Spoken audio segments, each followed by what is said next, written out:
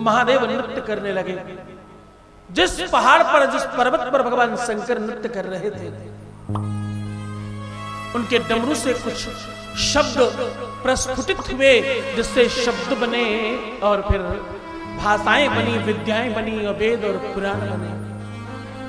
भगवान महादेव के पैरों की धमक से नीचे एक परधी बनी और उस परधी के दोनों तरफ दो जीव रूपी देव उत्पन्न हुए।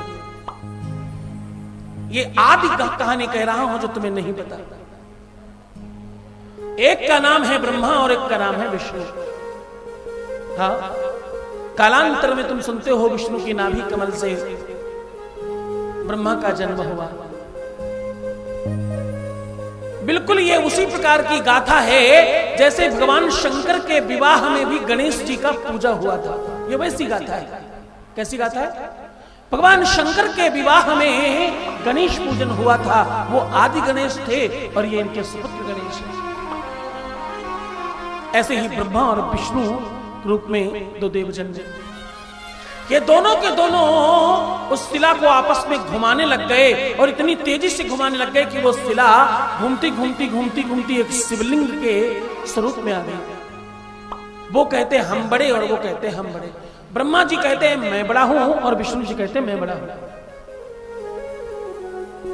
दोनों एक दूसरे से जिरह कर रहे हैं, बहस कर रहे हैं और अपने बल का प्रदर्शन कर रहे हैं।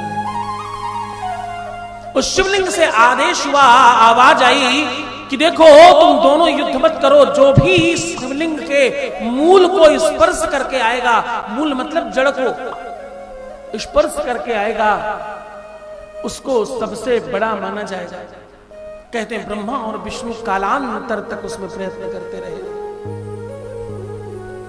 लेकिन मूल नहीं मिला, जड़ नहीं मिली। विष्णु जी बाहर आए और हाथ जोड़कर प्रणाम किया, प्रभु परमात्मा, ए अविनाशी, मैं क्षमा मांगता हूं और मुझे छोटा बनने में कोई आपत्ति नहीं है। मैंने कोई मूल नहीं देखा, मैंने भरसक प्रयत्न किया और मुझे कुछ नहीं मिला।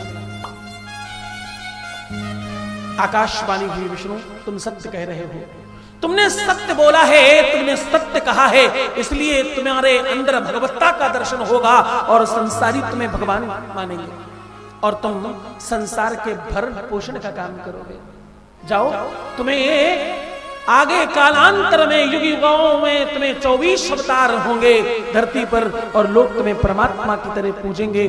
तुम्हें एक लोक प्रदान कर रहा हूं तुम्हारे अपने नाम पर, विष्णु लोक। इस बात में विष्णु बहुत प्रफुल्लित और प्रसन्न हुए। प्रसन्नता से उनके शरीर से एक सफेद द्रव निकला, लिक्विड निकला। धीरे धीरे धीरे धीरे वो दूध की भांति बनते बनते बढ़ते बढ़ते इतना बढ़ा, क्षीर सागर बन गया और उसमें शेष तैया बनी। भगवान विष्णु उस पर स्थापित हुए। महादेव ने कहा तुमने सत्य कहा है, तुम सत्य बोल रहे हो, इसलिए तुम्हारे अंदर भगवत्ता का दर्शन होगा। जो सत्य बोलता है उसमें किसी न किसी रूप में भगवान का दर्शन होता है। क्यों? क्योंकि धर्म जो है उसकी रक्षा करने के लिए सत्य बोलने की आवश्यकता है।